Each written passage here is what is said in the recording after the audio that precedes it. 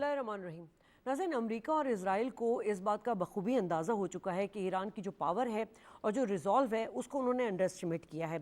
जंग का 25वां रोज़ है और ये मौजूदा बहरान जो है ये अब हमें एक अनबैलेंस स्ट्रेटेजिक फेस की तरफ जाता हुआ नज़र आ रहा है। यानी ना ही मुकम्मल जंगबंदी हुई है और ना ही वाज़े अमन का कोई रास्ता हमें नज़र आ रहा है। सदर ट्रंप ने 5 दिन के लिए पावर प्लांट्स ईरान में जो है उस पर हमला मुलतवी करने का ऐलान किया है। साथ ही उन्होंने ये भी कंडीशन रखी है कि ये डिपेंड करता है ईरान के साथ जो पॉजिटिव बातचीत है उसके ऊपर। लेकिन इसी दौरान हम देख रहे हैं कि जंगी मैदान में हमले भी जारी हैं।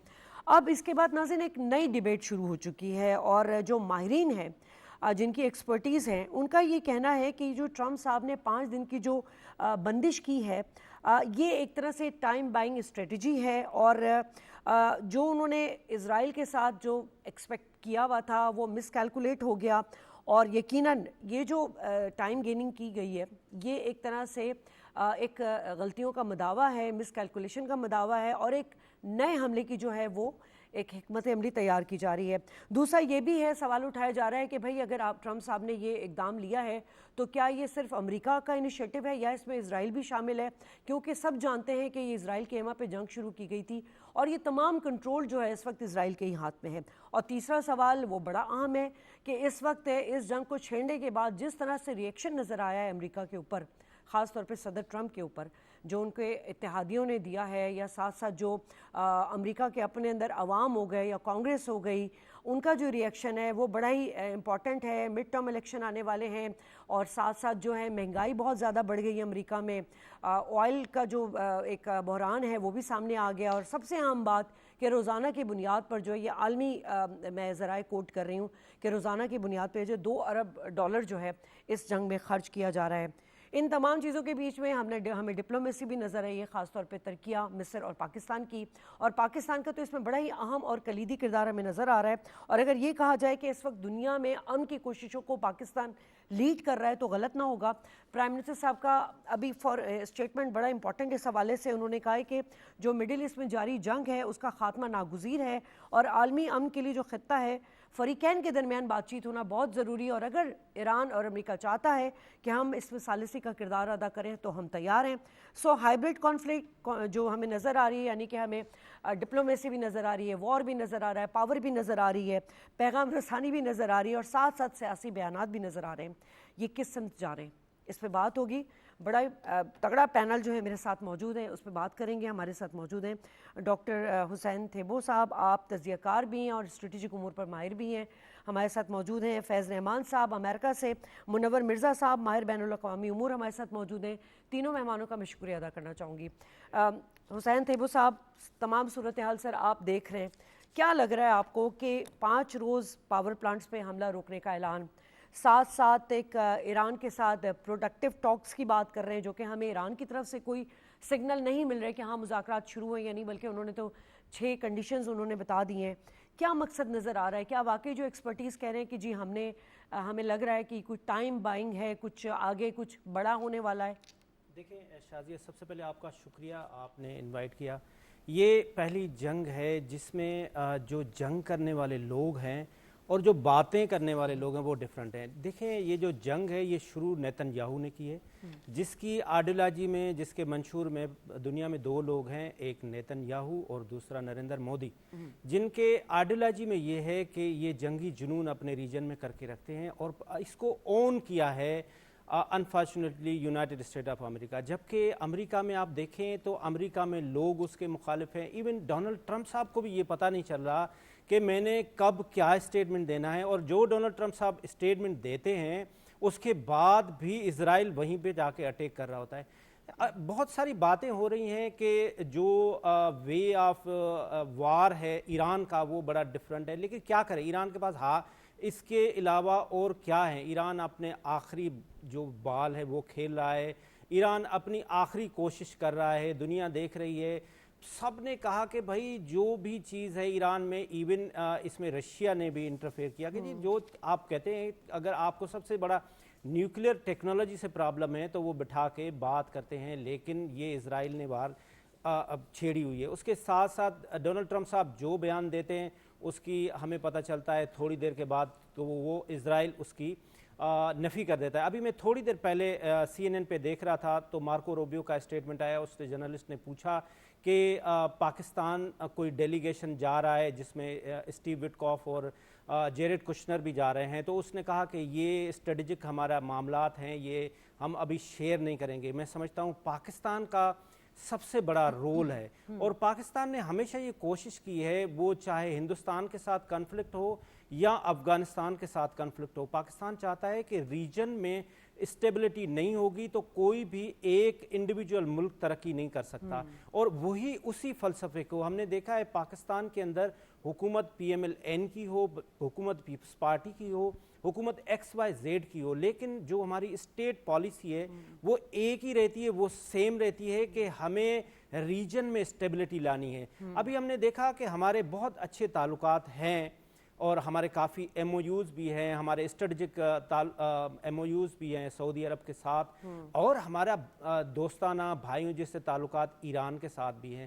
آپ نے دیکھا پاکستان کا بہت ہی زبردست قسم کا فارن آفس کا ایک رول رہا, اور اس سارے سیناریو میں اگر کوئی ہوپ دنیا کو نظر آ رہی ہے تو وہ ایک ہی آدمی ہے جن کا نام حافظ سید عاصم منیر ہے, جو ہمارے فیلڈ مارشل ہیں. دنیا اس کی طرف دیکھ رہی ہے. ابھی میں CNN پہ دیکھ رہا تھا تو ڈونلڈ ٹرمپ صاحب کی حافظ سید عاصم منیر صاحب کے بات ہوئی ہے. یہ US آفیشلز یہ اس چیز کی ایک طرف ٹرمپ صاحب سے بات ہوئی ہے ہمارے فیلڈ مارشل کی, دوسری طرف پرائم منسٹر کی ایرانی صدر سے بات چیت ہوئی ہے. ہاں جی, دونوں طرف سے بات ہو رہی ہے, اور پاکستان اور خاص طور پہ ہمارے فیلڈ مارشل صاحب یہ کوشش کر رہے ہیں کہ جنگ سے تو دنیا تباہ ہو جائے گی. آپ دیکھیں 2 دن ہوئے ہیں, یہ میں آپ کو بتاؤں کہ مڈل ایسٹ کا کیا اشر ہو گیا. یہ جو دبئی جو بلینس آف روپیز لوگ لا کے وہاں کھڑا کر لیتے تھے, وہاں انویسٹمنٹ کرتے تھے, وہ کیا ہو گیا ان کا.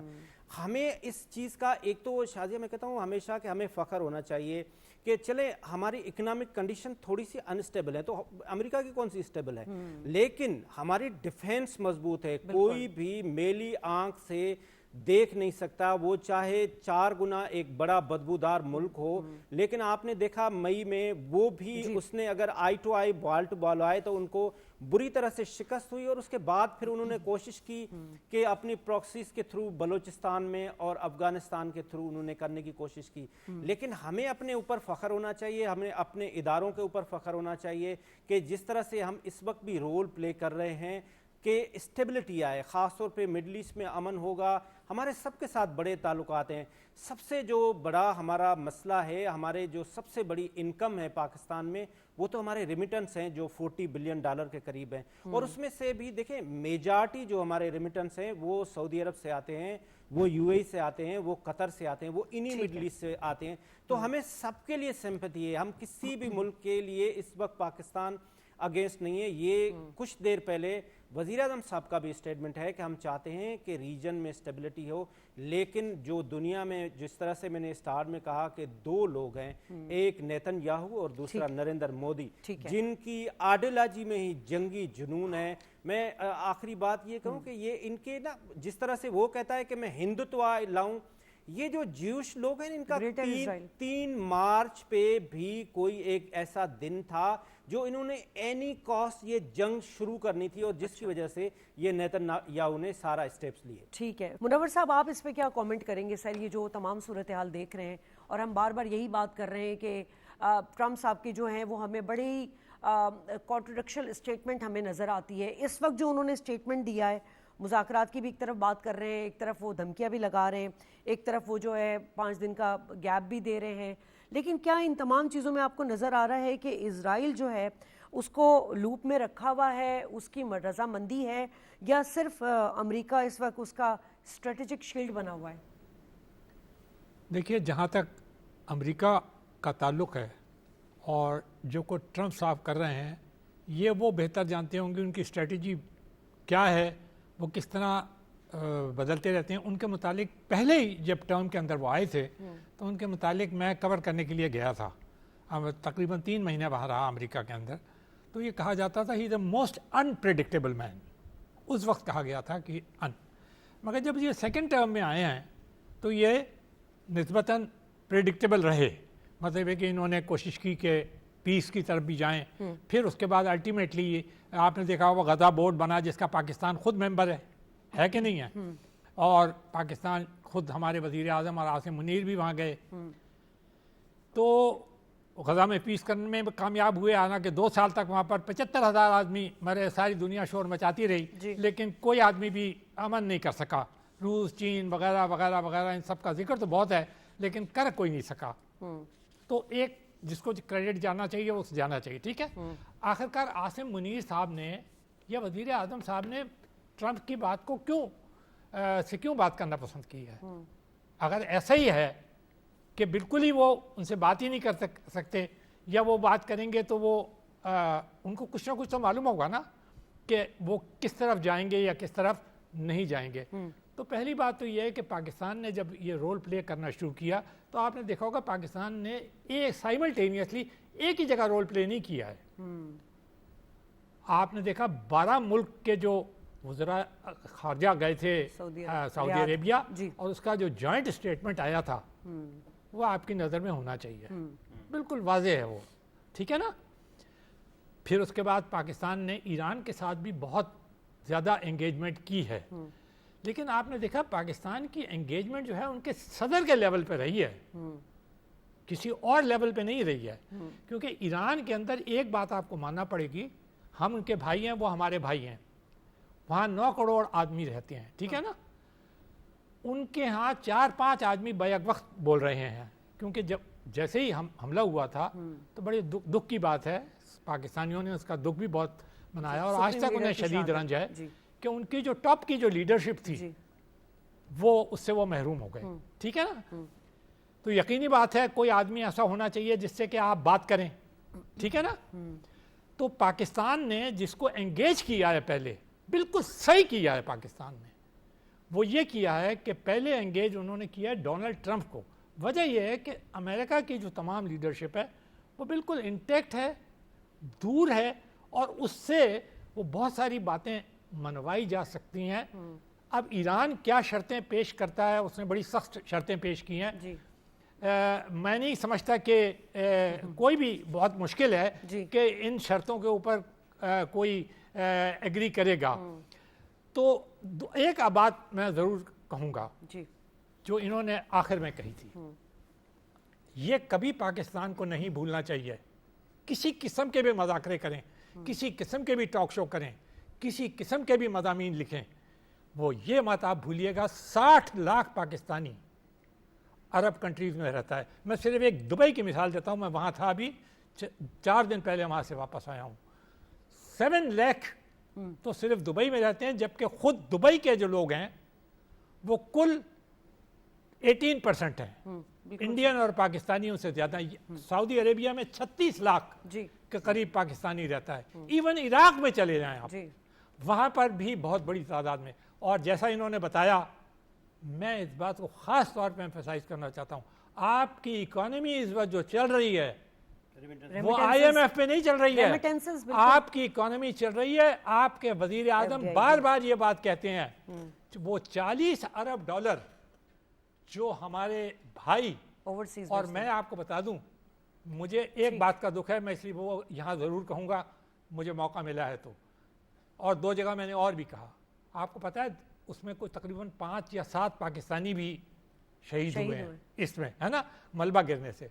ان میں سے 2 پاکستانیوں کے بارے میں آیا, ایک حیدرآباد سے تعلق رکھتے ہیں, ایک خیبر پختونخوا سے. کفیل تھا وہ, ان کا کوئی غم منانے والا نہیں تھا اس قوم کے اندر. ہمیں ان کا بھی دکھ کرنا چاہیے, وہ ہمارے دوست ہیں, جب ہمارے بھائی ہیں. بالکل ایسی بات ہے. منور صاحب, جب جنگ چھڑتی ہے نا تو پھر یہ کوئی نہیں دیکھتا کہ کون پاکستانی ہے, کون سعودیہ ہے, کون قطری ہے, کون یو اے ای سے تعلق رکھتا ہے. اچھا فیض صاحب, آپ کو شامل گفتگو کرتے ہیں. سر, اس وقت آپ ٹرمپ صاحب کی موو کو کس طرح دیکھ رہے ہیں؟ کیا آپ کی ماہرانہ رائے ہے اس پہ کہ ٹرمپ صاحب جو ہے اب یہ 5 دن کا وقفہ دینے کے بعد امریکہ سے مذاکرات کی بات بھی کر رہے ہیں, لیکن کیا سفارتی اسکور بنانے کے لیے وہ بات کر رہے ہیں یا آگے کی کوئی ان کی اسٹریٹجک پلان ہے؟ دوسرا, جو امریکہ میں رد عمل آ رہا ہے, کیا اس کو بھی کام ڈاؤن کرنے کے لیے انہوں نے کہا کہ چلیے جی دیکھیں میں نے تو مذاکرات کی بھی بات کی, میں تو سفارتی طور پہ بھی آگے بڑھ رہا ہوں؟ جی شازیہ, سب سے پہلے تو بہت بہت شکریہ, آپ نے اپنے شو پہ انوائٹ کیا اور ہمارے پینلسٹ کو پینلسٹ جناب حسین صاحب اور منور صاحب کو میرا آداب سلام. ایک بہت پرانا شعر ہے, آپ سب لوگوں نے سنا ہوگا. میں اس کو, آپ نے ٹرمپ صاحب کے بارے میں پوچھا ہے کہ وہ کیا کر رہے ہیں, کس طرف دیکھ رہے ہیں. ایک بڑا پرانا شعر ہے, زبان میر سمجھے اور کلام میرزا سمجھے. یہ غالب کے بارے میں کہا تھا, زبان میر سمجھے اور کلام میرزا سمجھے, یہ اپنا کہا خود آپ سمجھے یا خدا سمجھے. تو یہ اس وقت جو ٹرمپ صاحب کی جو کم از کم واشنگٹن میں بیٹھ کے جو معاملات جس طرح سے چل رہے ہیں, دیکھیے اس وقت جو ان کا ظاہر ہے, جب ایک آپ آغاز کرتے ہیں جنگ کا, چاہے کسی بھی بڑے کام کا, تو پھر وہ جو ان انٹینڈڈ کانسیکوینسز ہوتے ہیں, جو آپ کے نتائج پھر آپ کے قابو میں نہیں رہتے.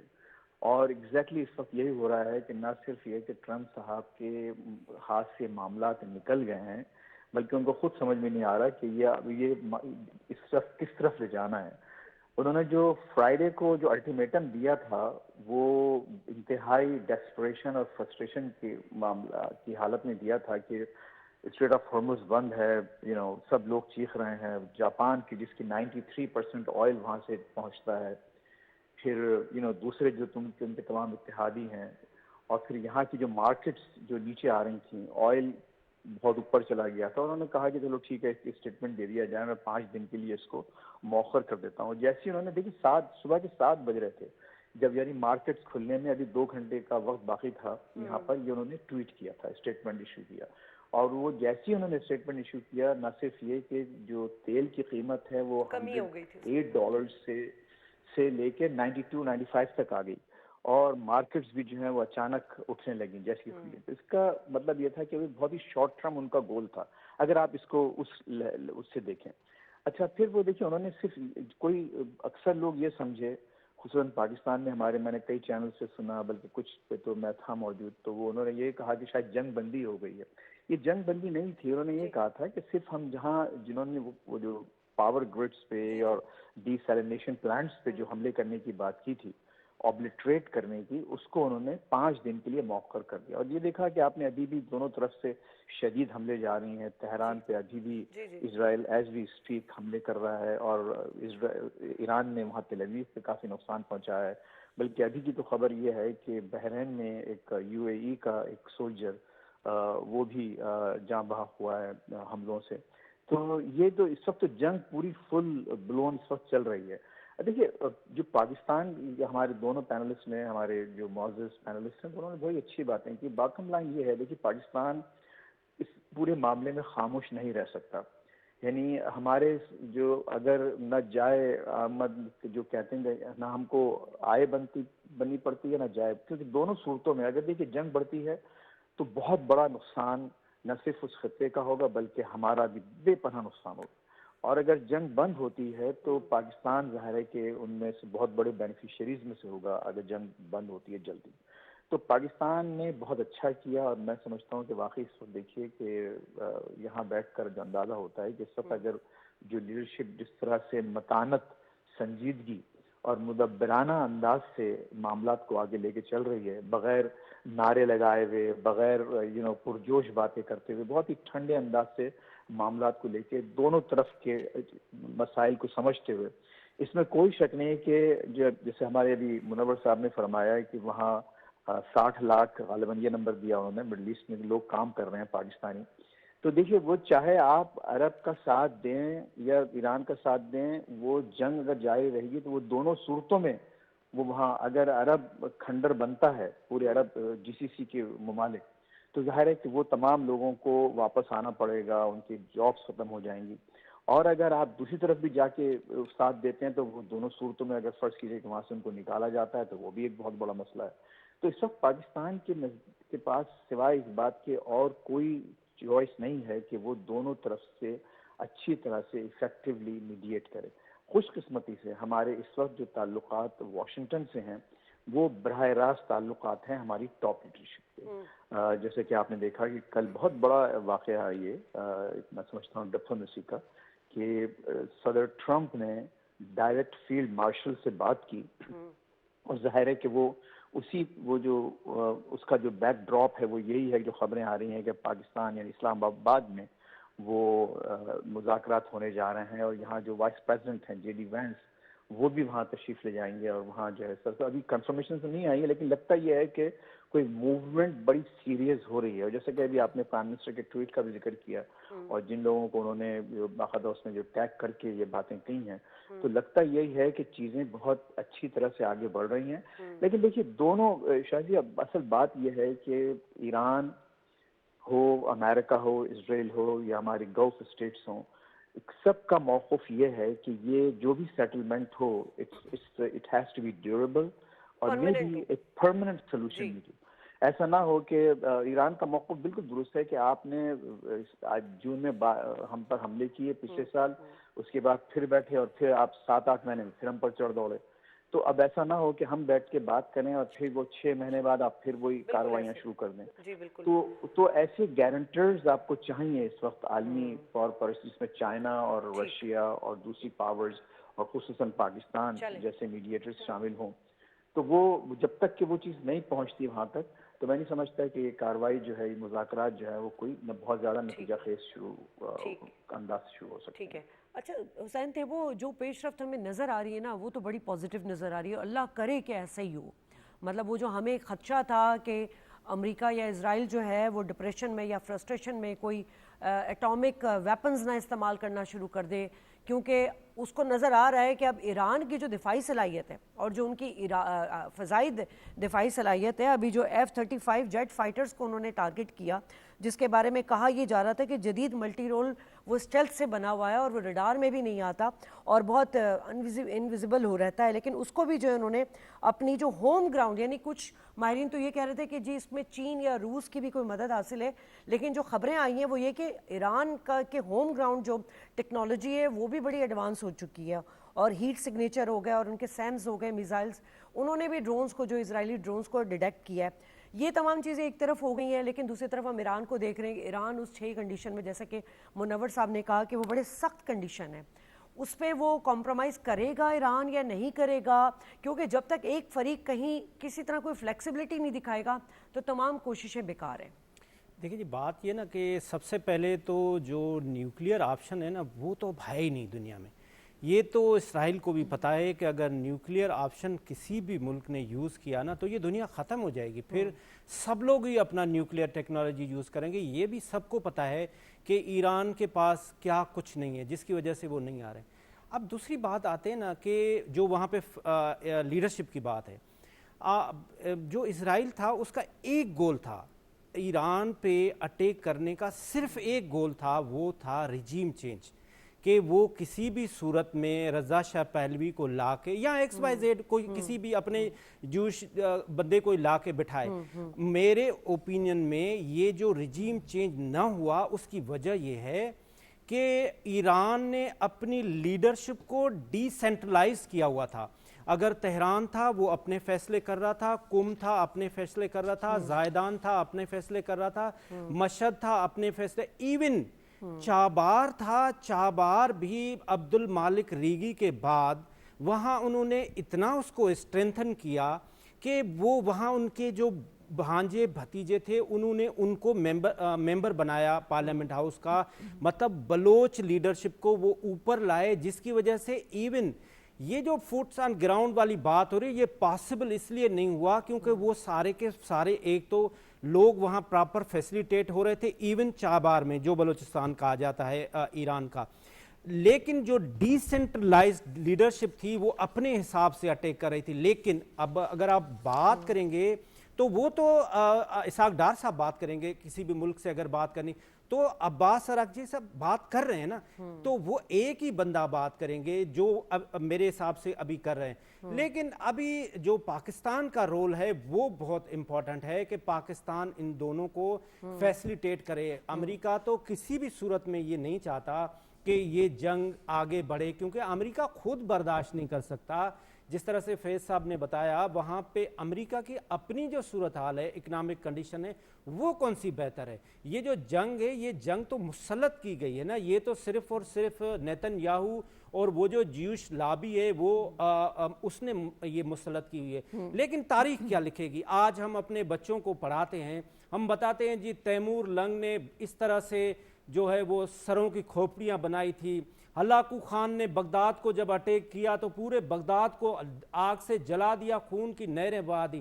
لیکن جب ہم ایران اور اسرائیل کی وار کو اسٹڈی کریں گے آج سے 20 سال بعد, تو ہم بتائیں گے کہ ایک ہارن سائرن بجتا تھا اور یہ جو جیوس لوگ تھے یہ اسی طرح سے سرنگوں میں گھس جاتے, اور دوسری طرف ایران کے لوگ شہید ہوتے تھے. ہزاروں لوگ تہران کے روڈوں پہ کھڑے ہو کے جنازے نماز کے لیے کھڑے ہوتے تھے, اور ان کے اوپر ڈرون آتا تھا اور وہ ڈرون کو اٹیک کیسے کرتے تھے, اللہ اکبر کو نعرے. یہ ایک یقین ہے, یہ کانفیڈنس ہے, یہ ایرانی قوم کے اندر کانفیڈنس ہے کہ ہمارا اللہ ہے اور وہ ہماری مدد کرے گا, اور جس کی وجہ سے وہ کھڑے ہوئے ہیں. اچھا, اس میں کوئی شک نہیں ہے کہ ایران نے مشکل سے مشکل ٹارگٹ دیے ہیں, بیکاز ایران اس وقت وننگ سچویشن, ایران اگر لیٹا بھی ہوا ہے اور وہ اس کو کل نہیں کر پا رہا, پھر بھی ایران کی, وہ تو بادشاہ سلامت ہے نا, اس نے تو کہا تھا میں جس کو چاہوں میں اس کو جو مرضی آئے وہ کر لوں, تو وہ تو نہیں کر پا رہا. اور اس کے جس طرح سے اس کے خاص طور پہ جو مڈل ایسٹ پہ ہماری سمپتی ہے مڈل ایسٹ کے ساتھ, جس طرح سے سر نے بھی کہا, منور صاحب نے, کیونکہ ہمارے تو وہاں پہ ریسورسز ہیں, ہمارے تو وہاں پہ ریمیٹنس آ رہے ہیں, لیکن جس طرح سے ایران نے ان کو اٹیک کیا اور ان کے شیلٹر اور ان کے جو ڈروم گرائے ہیں, تو وہ تو اس وقت بالکل بخلائے ہوئے ہیں. جو اسرائیلی لابی ہے, ان کی جو تھنک ٹینک ہے, وہ چاہ رہے ہیں کہ کسی بھی صورت میں یہ جنگ ختم ہو. ایران بھی چاہ رہا ہے, ڈیفینیٹلی ایران کیسے نہیں چاہ رہا, ظاہری بات ہے اس کی ایران کے اندر اتنی شہادتیں ہو رہی ہیں. یہ تو ہم ٹی وی پہ بیٹھ کے ہم بتا رہے ہیں, آج بھی ہم اس بات پہ ہیں کہ جی ایران لڑ رہا ہے ایک مسلمان ملک, لیکن کیجولٹی کتنی ہو رہی ہے. اگر کیجولٹی جب کا کمپیریزن کریں تو ایران کی بہت کیجولٹی ہے. ایران بھی چاہتا ہے کہ یہ جنگ ختم ہو, اور پاکستان تو پہلے دن سے چاہتا ہے کہ یہ جنگ ختم ہو, اور پاکستان اس میں انشاءاللہ رول پلے کرے گا. فیض صاحب, لاسٹ سوال کا جواب دیجیے گا سر, کہ چلیں ایران چاہ رہا ہے, امریکہ بھی کہیں نہ کہیں ہمیں نظر آ رہا ہے, لیکن اسرائیل کو ہم کس طرح دیکھ رہے ہیں؟ مطلب اسرائیل تو کبھی نہیں چاہتا, اس نے تو اس جنگ کو بڑھاوا دیا ہے اور وہ مزید چاہے گا. اس کے جو کازز ہیں جس میں ہم بات کر چکے ہیں پہلے, گریٹر اسرائیل کا کانسیپٹ ہے, تمام چیزیں ہیں. کیا اسرائیل چاہے گا کہ یہ جنگ ختم ہو جائے اور ایران کی کچھ کنڈیشنز مان لی جائیں؟ دیکھیے یہ بہت بڑا فیکٹر ہے شازیہ, کیونکہ اس میں کوئی شک نہیں ہے کہ خود اسرائیل کا جو بیہیویئر ہے وہ بہت ہی ایک غیر یقینی, اس کا اور اس کی واضح ثبوت یہ ہے کہ خود مارکو روبیو نے یہ کہا کہ جی ہم نے اس لیے حملہ کیا ایران پر کیونکہ ہم اگر نہیں کرتے تو اسرائیل کر دیتا. تو اب یہی بہت بڑا سوال ہے سب کے ذہن میں کہ آج اگر فرض کیجیے مذاکرات ہوتے ہیں اور ایک باقاعدہ اگر ایک سیز فائر ہو جاتا ہے, ایک کسی نتیجے پہ پہنچتے ہیں, تو اس بات کی کیا گارنٹی ہے کہ اسرائیل پھر اپنی طرف سے کوئی حملہ نہیں کر دے گا بغیر امریکہ سے یا کسی اور ورلڈ پاور سے پوچھے بغیر. تو اگر ایسا ہو گیا تو پھر تو وہ پورا معاملہ ظاہر ہے کہ سب کچھ ڈیمالش ہو جائے گا. تو اس میں کوئی شک نہیں ہے کہ اسرائیل کا اس وقت جو لگتا یہ ہے, ان کا جو ایم یا جو مقصد ہے, جو اینڈ گیم ہے, وہ یہ کہ وہ نہیں چاہتے کہ پورے مڈل ایسٹ میں بلکہ اس سے بھی آگے کوئی بھی ملک ایسا نہ ہو جو دور دور تک ان کے لیے کوئی معمولی سا بھی خطرہ بن سکے. آپ یہ دیکھیے کہ انہوں نے نہ صرف یہ کہ اپنے ایران پر حملے جاری رکھے ہوئے ہیں بلکہ اس وقت جو لبنان کا بہت برا حال کیا ہوا ہے, وہاں باقاعدہ اپنی گراؤنڈ فورسز گھسا دی ہیں, اور پھر خود ویسٹ بینک کے معاملات اور غزہ کے معاملات, تو وہ اس وقت چاروں طرف وہ لڑ رہے ہیں. اس بات کی کوئی گارنٹی نہیں ہے کہ وہ یہ تمام معاملات سے پیچھے ہٹ کر محض جو ہے نا اسرائیل کی حد تک اپنے آپ کو محدود رکھیں گے. تو یہ ایک آپ کا اہم سوال ہے, اس کا جواب یہی ہے کہ نہیں, اس میں کوئی شک نہیں ہے کہ خود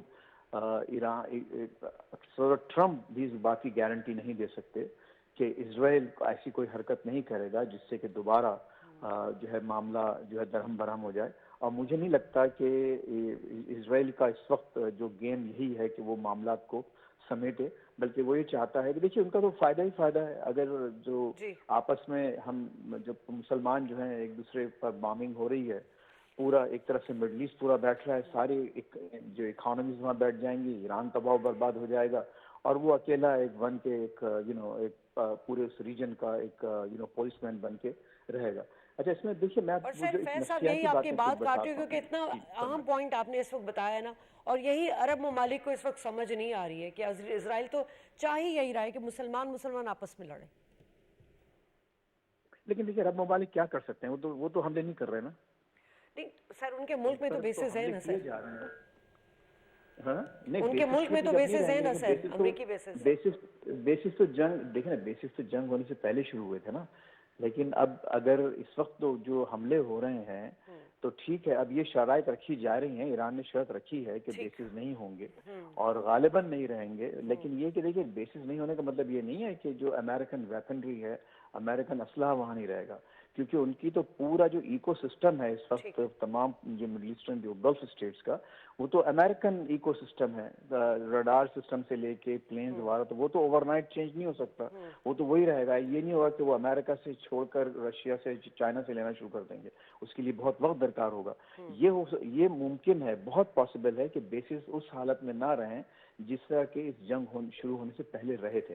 देखिए, असल में जो अरब ममालिक की ज़ाहिर है जो उनकी कमजोरियां बहुत वाज़ेह तौर पर सामने आई हैं, मालूम हो गया है कि भाई आप अपनी इकोनॉमीज को एक मसनूई तौर पर एक मसनूई सिक्योरिटी लेकर इस तरह से नहीं बढ़ावा दे सकते जब तक कि आप वाकई खुद सॉलिड फौजी पावर्स अब ना हो।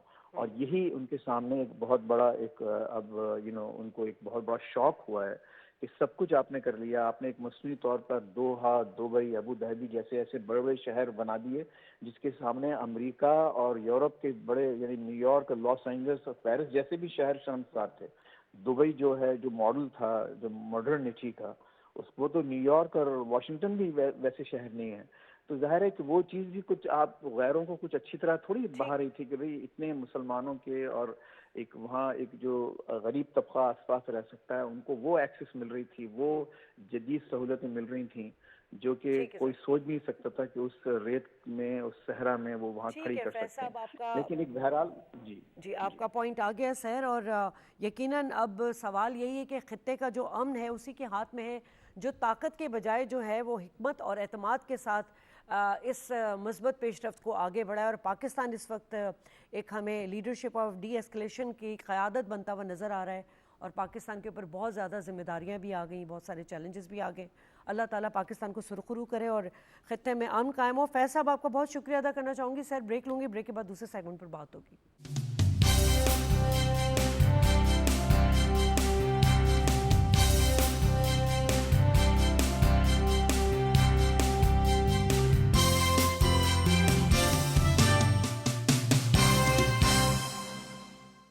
वेलकम बैक नाज़रीन। और जिस तरह के अफ़गानिस्तान की सूरत हाल है और अफ़गान तालिबान की सरपरस्ती में फैलते हुए दहशतगर्द ग्रोह हैं जो कि यूनाइटेड नेशन की रिपोर्ट के मुताबिक 22 से ज़्यादा हैं, वो अब एक संगीन ख़तरा बनते जा रहे हैं। और तालिबान रजीम ने जो अफ़गानिस्तान में एक उनका जो इकनॉमिकली इंफ्रास्ट्रक्चर है उसको तबाह कर दिया है। जो अफ़गान अवाम है उनकी ज़िंदगी जो है बड़ी मसाइल में दरपेश है, कोई गवर्नेंस नहीं है वहाँ पर। और यकीनन जो ख़वातीन के मामलात हैं, बच्चों के स्कूल के मामलात हैं, गुरबत के मामलात हैं, वो तमाम चीज़ें जो हैं वो अब आलमी बरादरी इसका नोटिस भी ले रही है। और निफ़ से ज़्यादा अफ़गान आबादी जो है गुरबत और अफलास का शिकार भी है। और UN के अलावा जो है वो अमरीकी स्मॉल वॉर्स जर्नल जो हैं, जरीदे और दीगर जो बैनुल-अक़वामी ज़राए हैं, उनके मुताबिक भी जो तालिबान की जो नाकामियाँ हैं वो सबके सामने आ रही हैं और एक खाना जंगी किसी जो है सूरत हाल बनती नज़र आ रही है। दूसरी तरफ पाकिस्तान जो है वहाँ पर मौजूद दहशतगर्द जो ठिकाने हैं उनको ऑपरेशन ग़ज़बुल हक़ के तहत जो है उनका ख़ात्मा भी कर रहा है, और फितनउल ख़वारिज को, जिनको फितनउल हिंदुस्तान की सरपरस्ती हासिल, उनको जहन्नुम वासिल भी कर रहा है। इन्हीं तमाम चीज़ों पे हम डिबेट कर लेते हैं अपने दूसरे सेगमेंट पर। हमें इस वक्त ज्वाइन कर चुके हैं ब्रिगेडियर रिटायर्ड राशिद वली साहब, आपको वेलकम करते हैं। मुनव्वर साहब, आपसे पहला सवाल इस हवाले से ले लेती हूँ कि अब तो आलमी बरादरी भी इस डी फैक्टो दहशतगर्द फ्रेंडली पॉलिसी जो है उसके सामने आया हो चुकी है। क्या रद्द अमल नज़र आ रहा है? क्या सिर्फ बयानात की हद तक हमें स्टेटमेंट आलमी अक़वाम से नज़र आ रहा है या कोई अमली इक़दामात भी कर रहे हैं वो? देखिए, आलमी बरादरी को तो फ़िलहाल कोई डायरेक्ट इन्वॉल्वमेंट नहीं है तालिबान के साथ, और ना वो कोई ऐसा कोई स्टेप उठा रहे हैं। आपने देखा होगा सिक्योरिटी काउंसिल में कोई ऐसा रेजोल्यूशन भी मूव नहीं हो रहा है। तो डायरेक्टली इफेक्टेड एक ही पार्टी है, वो है पाकिस्तान। गुज़िश्ता 3 साल से आपने देखा कि जो TTP है और उसके साथ जो एलाइड ग्रुप्स हैं, दाइश है, अलकायदा वगैरह जो हैं, इन्होंने पाकिस्तान के अंदर दाखिल होकर यहाँ पर बहुत ज़्यादा दहशतगर्दी मचाई और बेतहाशा बहुत सारे, बेतहाशा तो मैं नहीं कहूँगा, बहुत सारे बेगुनाह शहरियों को भी, फौजियों को भी और बच्चों तक को, औरतों तक को शहीद किया, ठीक है ना। तो ये पाकिस्तान का था और फिर पाकिस्तान ने उसको रिटेलिएट किया और आपने देखा पाकिस्तान ने बहुत ज़बरदस्त तरीके से रिटेलिएट किया। मैं एक बात यहाँ पर एक कहना चाहता हूँ आपसे, ये जो मिलिशिया ग्रुप्स हैं ना मुस्लिम कम्युनिटी के अंदर, जैसे ये तालिबान है, हमने एक बुनियादी बात मैं आपको बताता चलूँ, इस किस्म के जितने मिलिशिया ग्रुप्स हैं जिस मुल्क ने कायम किए हुए हैं मिडल ईस्ट के अंदर या यहाँ पर, ये सारे के सारे वो बोतल के जिन हैं, जब एक दफ़ा बाहर निकल जाते हैं तो फिर इन्हें कंट्रोल करने वाला कोई नहीं होता। जैसे अमेरिका ने मिसाल के तौर पे मुजाहिदीन से एक रोल अदा करवाना था, वो अदा करवाया, उन्होंने छोड़ दिया। उन्होंने तालिबान यहाँ अफ़गानिस्तान में कब्ज़ा किया, उसके बाद एक दिन वो खामोशी से चले गए। आप यहाँ जश्न मनाते रहे जो लोग थे उस वक्त, ठीक है ना, ये हुकूमत तो नहीं थी, कोई और हुकूमत थी, लेकिन उसका खमियाजा किसको भुगतना पड़ रहा है? पाकिस्तान के अवाम को। तो जो सबक आपको मिलता है वो ये है कि इस किस्म के मिलिशिया ग्रुप्स को और इन इस किस्म की प्रॉक्सीज को जो मुल्क भी आगे बढ़ाएगा उसे फिर रिटेलिएट करना पड़ेगा। और पाकिस्तान जो कुछ इस वक्त कर रहा है वो बाकी तमाम मुस्लिम ममालिक के लिए ही नहीं बल्कि पूरी दुनिया के लिए एक मिसाल है कि इस किस्म की दहशतगर्दी बग़ैर रेगुलर उसके यानी कंट्रोल में और कोई सेंट्रलाइज्ड उसके करना जो है उसको फिर काबू पाना बहुत मुश्किल हो जाता है और दुनिया कोई इंटरेस्ट नहीं लेती उसके अंदर। अब आप देखिए ना, एक तरफ रशिया है, दूसरी तरफ चाइना है, तीसरी तरफ सेंट्रल एशिया है। तो क्या कोई पाकिस्तान के लिए खड़ा हो रहा है? नहीं खड़ा हो रहा। ठीक है, पाकिस्तान को खुद ही अपने रिसोर्सेज, और पाकिस्तान के क्या रिसोर्सेज हैं आपको मालूम है कि हम एक कमज़ोर माशी मुल्क है, लेकिन उसके बावजूद भी ठीक हम जो है वो बड़ी ज़बरदस्त किस्म का रिटेलिएट किया हमने और उनके छक्के छुड़ा दिए हैं वो लोग, चाहे वो उसे किसी ने भी स्पॉन्सर किया हो। ठीक है, लेकिन करने वाले तो वो है ना मुसलमान ही। टीटीपी वाले कौन है? वो अपने आप को मुसलमान ही कहते हैं ना। दाइश वाले कौन है या और भी जो ग्रुप्स हैं वो कैसे क्या है? आर तो वो एक ही लेते हैं ना कि जी हम इस्लाम को या मजहब का नाम लेते हैं वो। तो लेकिन ईरान नहीं जाते, गजा नहीं जाते फलस्तीनियों की मदद करने। देखिए, अगर सो कॉल्ड मुसलमान भी कहलाते हैं।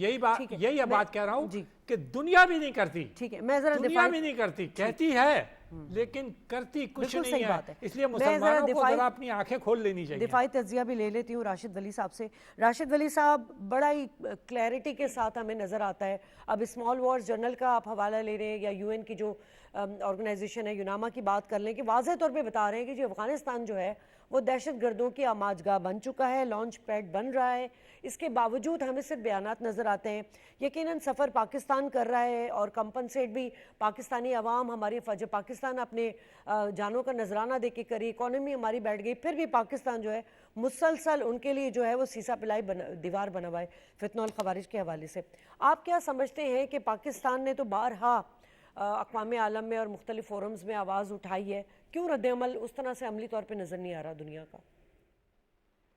देखिए, ये सूरत हाल थोड़ी सी पेचीदा और गुंजलक है और इसको कोई रिडक्शनिस्ट आर्गुमेंट के जरिए हम इसका एनालिसिस नहीं कर सकते। हमें इसका पूरा अहाता करना पड़ेगा। अच्छा।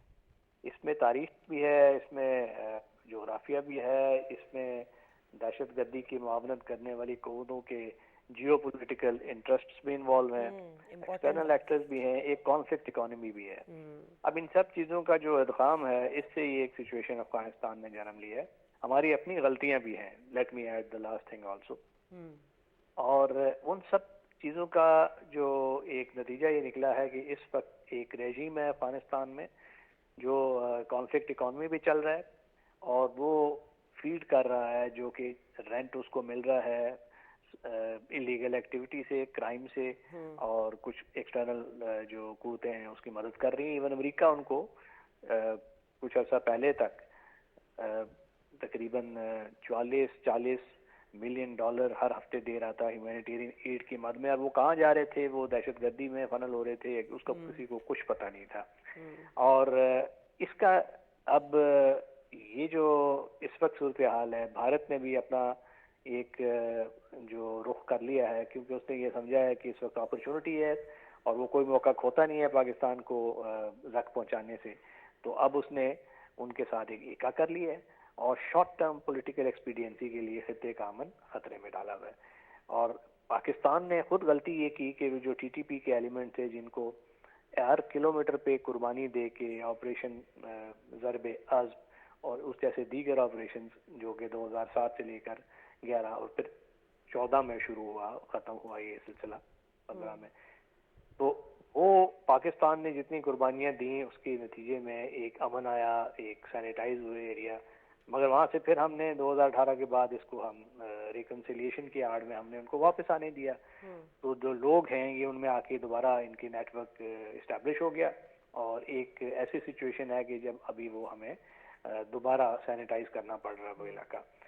اس میں چونکہ دیگر ممالک تھے جو خطے کے، چین تھا، روس تھا، جس کے اسٹیکس تھے اس افغانستان میں، انہوں نے بھی بہت سے فورمز بنائے. ایک کوادری لیٹرل فورم بنا ہوا تھا جس میں 4 ممالک تھے، ایران، پاکستان، چین اور افغانستان.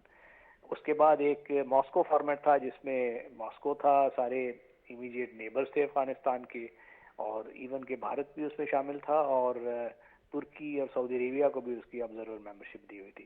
اس پروسیس نے بھی بسات بھر کوشش کر دیکھی، مگر طالبان رژیم یہ ایک ایسی قرون وسطیٰ کی سوچ والے یہ ہیں جن کا کوئی سفارتی نزاکتوں سے، اسٹیٹسمین شپ سے، اسلام کی روح سے دور دور تک تعلق نہیں ہے. یہ ایک مجموعہ ہے جو کہ پیٹی کرمنلز، ان کو پاور بروکرز، ان کو پولیٹیکل پاور آ گئی ہے، ان کے اندر دھڑے بندی ہے، اور ایک قندھار کا دھڑا ہے، ایک سینٹرل میں ملا یعقوب ہے اور ایک سراج الدین حقانی ہے. ان کے بالمقابل این آر ایف ہے جو کہ ناردرن تاجک ازبک پہ مشتمل ہے.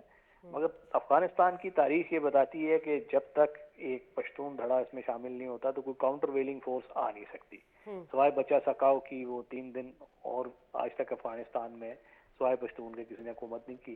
تو ابھی جو اگر ایز اے کانسیکوینس آف جو پاکستان ابھی ایکشن کر رہا ہے ان کے خلاف کوئی کاؤنٹر ویلنگ فورس آتی ہے جو ابھرے اور ان سے حکومت چھین لے تو تب تو کوئی بات بنتی ہے. مگر یا دوسرا اس کا یہ ہے کہ اتنا ان کو پین تھریشولڈ ہم بڑھا لیں کہ ان کو احساس ہو جائے کہ اس طریقے سے بات نہیں چلے گی.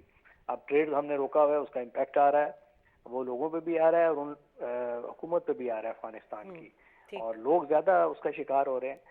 اور حکومت جو ایک ایسا اس کا نظریہ ہے کہ ٹھیک ہے جی ہم تو جرائم پیشہ جو ہماری ایکٹیویٹیز ہیں اسے کام چلا لیں گے، امریکی باہر سے ہماری امداد آ جائے گی، بھارت بھی مدد کر دے گا، تو ان کو غرض نہیں ہے کہ لوگوں پہ کیا بیت رہی ہے.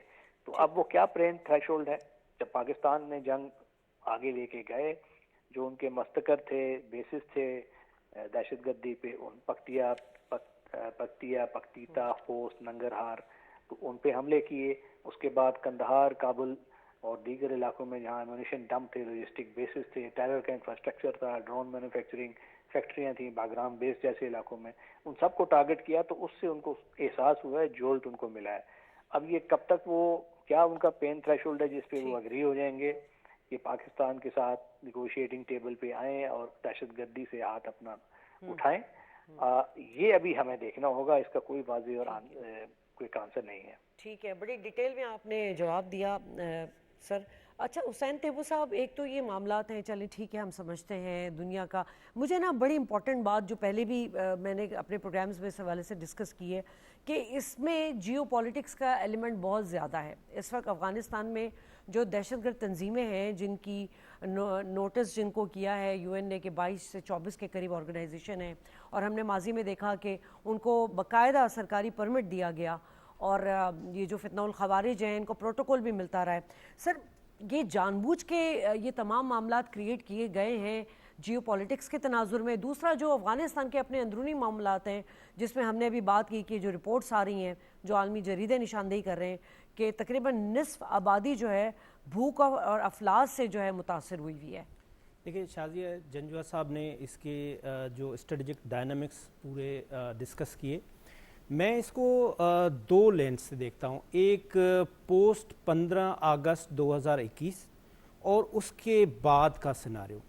اب دیکھیں جو 15 اگست 2021 میں جب فال آف کابل ہوا تو اس وقت یہاں پہ جو پولیٹیکل گورنمنٹ تھی وہ تو ایک انسٹیبل اور ان میچور، ان کے ڈیسیشن پہ میں کوئی ڈسکس نہیں کرنا چاہتا، لیکن جو ریاست پاکستان کا اس وقت بھی موقف تھا وہ یہ تھا کہ یہ جو افغانستان میں آپ اشرف غنی عبداللہ کی حکومت ختم کر رہے ہیں، ٹھیک ہے، جو بھی آپ لوگ آ رہے ہیں آپ اپنے آپ کو اسٹیبل کریں، لیکن ہمارے کچھ شرائط ہیں وہ آپ کو پورے کرنے ہوں گے۔ نمبر ون یہ جو ہندوستان نے اپنے 6 مشن بنائے ہوئے ہیں، 2 کونسلیٹ بنائے ہوئے ہیں، 1 ایمبیسی بنائی ہوئی ہے، ان کی اتنی ضرورت نہیں ہے، اور وہ یہاں سے بیٹھ کے صرف اسٹیٹ اسپانسر ٹیررزم کر رہے ہوتے ہیں، اور ان کے ٹوٹل 1400 لوگ رہتے ہیں افغانستان میں، جن کے لیے یہ اتنی ساری دکانداری کیوں کی ہوئی ہے، یہ انڈرسٹوڈ تھی کہ یہ وہاں سے بیٹھ کے اسٹیٹ اسپانسر ٹیررزم کر رہے تھے۔ دوسرا، ریاست پاکستان کا مطالبہ تھا کہ کنڑ میں خاص طور پہ جو پاکستان سے بھاگے ہوئے ٹیررسٹ ہیں، جو ٹی ٹی پی کے ٹیررسٹ کنڑ میں ہیں، وہ آپ ہمیں ہینڈ اوور کریں گے اور ہم ان کو اپنے پاکستان میں لا کے اور ہم ان کو جو ہمارا قانون کہے گا ہم اس طرح سے ٹریٹ کریں گے۔ فرام 15 اگست 2021 سے لے کے ریاست پاکستان کنٹینیوسلی یہ چیز نیگوشیٹ کرتی رہی۔ اب مسئلہ وہاں پہ یہ ہے کہ وہاں پہ اتنی انسرٹنٹی ہے، کابل کے اندر لیڈرشپ میں اتنا بڑا فقدان ہے کہ آپ بات کس سے کریں۔ ابھی آپ دیکھیں حالیہ جو چیز قطر میں نیگوشیٹ ہو رہی تھی، اس کے بعد جو ٹرکی میں ہو رہا تھا، جو باتیں ہو رہی تھی وہ باہر جا کے انڈین ایمبیسیڈر سے ڈسکس کر رہے ہوتے تھے، اور اس کے بعد آ کے جواب کسی بات پہ وہ آمادہ نہیں ہو رہے تھے۔ میں جیسے پہلے بھی عرض کیا کہ پاکستان کا یہ ریاست کا اسٹیٹ کا موقف ہے کہ جب تک ریجن ڈیولپ نہیں ہوں گے تب تک کوئی ایک ملک ترقی نہیں کر سکتا۔ یہ سیم میسج ہمارا ہندوستان کو بھی ہے، یہ جو پاکستان کی ریاست کا میسج ہندوستان کی طرف بھی ہے کہ آپ کشمیر کے اندر ظلم بند کریں، یہ ہندوتوا کی آئیڈیالوجی لا کے آپ ہندوستان میں رہنے والے وہ بھی انسان ہیں، صرف اور صرف 13% یہ جو ان کے ہندو ہیں، باقی تو جو لوگ ہیں شودر ہیں، غیر کرسچن ہیں، وہ تو ان کو انسان ہی نہیں سمجھتے، یہ جو RSS کی آئیڈیالوجی ہے۔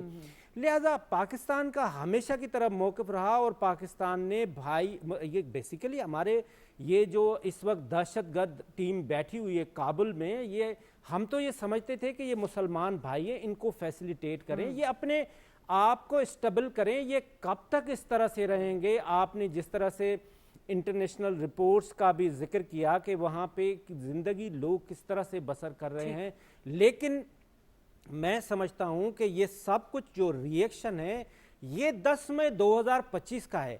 ہندوستان کو جو بری طرح سے پاکستان کے ہاتھوں شرمناک شکست ہوئی، اور جس کو ڈونلڈ ٹرمپ صاحب نے بھی ایڈمٹ کیا، اور دنیا کے بڑے سے بڑے جریدے جو ہے انہوں نے بھی اس چیز کو ایڈمٹ کیا کہ ہندوستان کو بری شکست ہوئی۔ اب ہندوستان آئی ٹو آئی بال ٹو بال تو لڑ نہیں سکا، تو یہ انہوں نے پراکسیز بنا دی، وہ کبھی کابل سے بیٹھ کے لڑ رہے ہیں، کبھی وہ آپ دیکھ رہے ہیں بلوچستان میں لڑ رہے ہیں، تو یہ سارا کچھ قیا درا ہندوستان کا بالکل ایسے ہی، اور اپنی ہزیمت چھپانے کے لیے وہ افغانستان کو استعمال کر رہا ہے۔ اور میں اسی کو سیکنڈ بھی کرنا چاہوں گی کہ اس وقت افغانستان کے ساتھ جو ہے پورا خطہ منسلک ہے، اگر وہاں عدم استحکام ہوگا تو پورے خطے میں یہی ہمیں مناظر نظر آئیں گے۔ میں اپنے تینوں مہمانوں کو شکریہ ادا کرنا چاہوں گی۔ پروگرام سے اجازت، اللہ نے کے پاس۔